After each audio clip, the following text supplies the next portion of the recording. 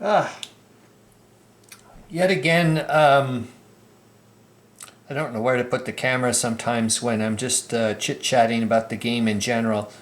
Even though originally I think I wanted to just kind of chat about divisional breakdown again and how I'm going to go about it. And then it started getting me thinking about, some people's comments about the fact that, and I'm getting pulled towards that with this game, that, quite a bit of it is like a very much a strength point game. But before we go down that road, excuse me, oh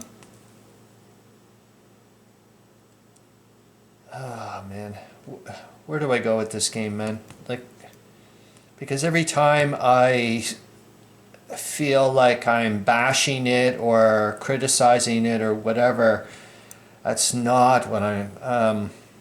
Oh, for Christ's sakes, I don't even know what to say. And yet, and then on the flip side, I feel like when I try to go defend it or whatever, it's like, oh my God, you're being like, you know, the sunshine, shines out of every aspect, every hex side of this thing. No, it's holy mo. Okay, let's get from me the way I'm looking at it with this game of how unbelievably incredible it is, just due to the fact that how in the world could somebody have designed a game at this level, at this scale, for the entire freaking war, of a war that has so many different, from what I can see, so many different aspects and conditions, and things changed from the very beginning to the end. I mean, God, you had tanks at the end, you had nothing like that at the beginning, so on and so forth. They were still thinking, as an example, like mid-19th century military stuff. It's just like, holy moly. So, and then when I get into sometimes with the strength point stuff and also I think with, the game designer wanted to, obviously, he thought it was extremely important to, keep things such as 68th Reserve over here. Like, yeah, I don't even know if I've got the right scale or whatever. I mean, zoom or whatnot. And the strength reduction, like making sure that you were always thinking about, it just wasn't about strength points. However, it really is in a lot of ways because of the just the sheer scale of what you're doing. And then it got me thinking about, it's not exactly the same way, but I think sometimes it gives you that kind of weirdo, at least in my mind, that nebulous or like, what are you trying to do kind of thing. I can remember like way back when in university, one of the courses, wicked ecology field course, I got to go on. And I can't even remember the term. It's been so long, man. I think it's ecotones. Okay, for example, let's say you've got like, you got some woods and then a field.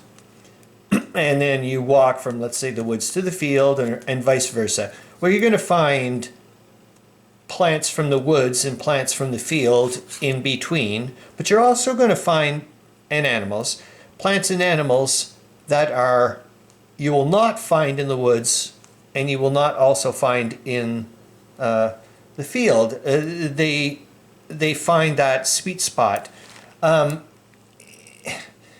I mean, look what the heck you get to do with this flippin' game, for crying out loud.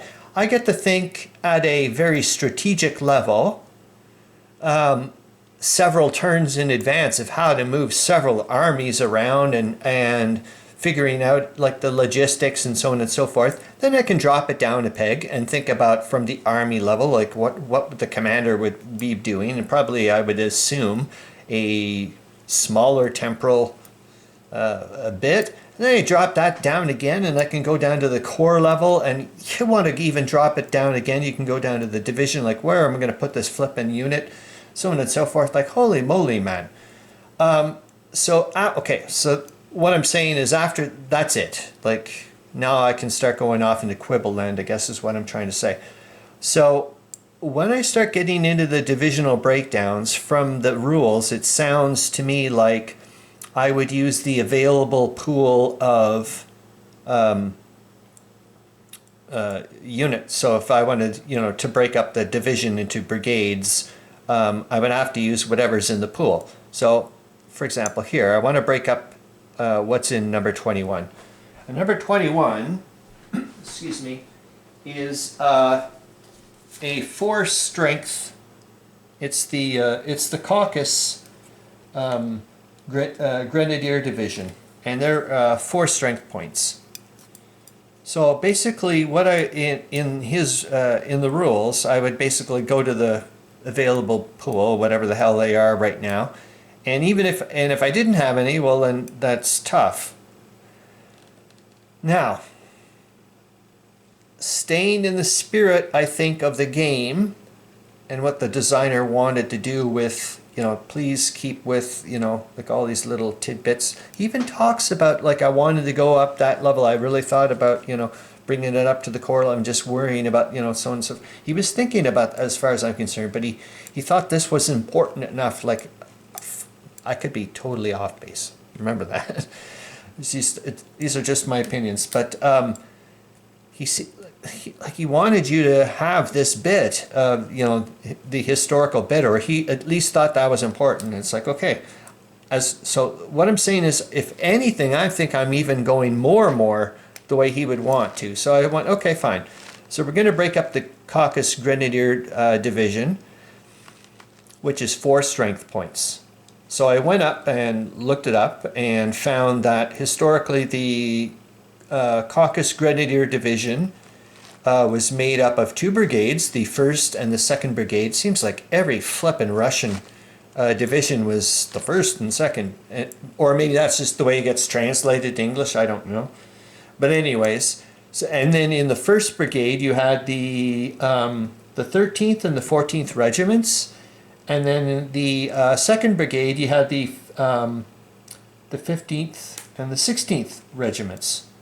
So the way I'm going to do it in my universe, and this is the way I'm going to do it for the breakup, and then later, later on, I'm going to go all over the place here. And there's a Core HQ there, so I can do it there. And even if I didn't have a Core HQ there to do the divisional breakup, I've got my Army HQ right there. And remember, in my universe, yet again, the way I'm trying to, like, temper the divisional breakdown of, you can go all, do some crazy stuff, is that at least you need to be in a hex or adjacent to it, for crying out loud. So that's what I'm doing. So what I could do, the potentiality is, that's why I'm looking at it, is now I could break up that Caucasus Grenadier Division into the 1st or the 2nd Brigade. Each would be worth 2 strength points, and I would represent those guys on the map as a battle group, and then go to paper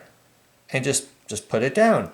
You see how we're starting to already go into the strength point only land, but still keeping historical stuff later. It's just going to be on a paper. What the heck? There's nothing wrong with that. And I only want to do that stuff anyways of looking at the map. I just want to see positional stuff and just give me some quickie stuff and then I can, like I said, I'll figure out the terrain. You start doing all that stuff, and yeah, that'll be the write it down on a piece of paper later, the calculating the odds and all that stuff. So then I would also have the 2nd Brigade would also be worth 2 strength points. Or I could break those up into 4 regiments of 1 strength point each. What's wrong with that? And I'm still keeping everything historic. Anyways, that's the way I'm going to go. Excuse me. So yeah, when I do start breaking this, I'm going to leak. For example, I'm going to break this Caucasus Grenadier Division into, I'm going to break up the 1st Brigade into the 13th and the 14th Regiments, and they're going to be 2 separate 1 strength point battle groups. And then I'm going to keep the 2nd Brigade there, and voila. And I'm happier in hell, man.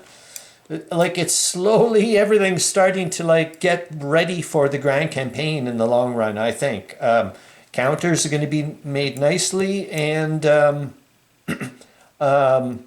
representation of the strength points and whatnot, and still keeping in complete spirit with this magnificent game system. Like, holy moly, it's just blows me away. Absolutely. All right, that's it.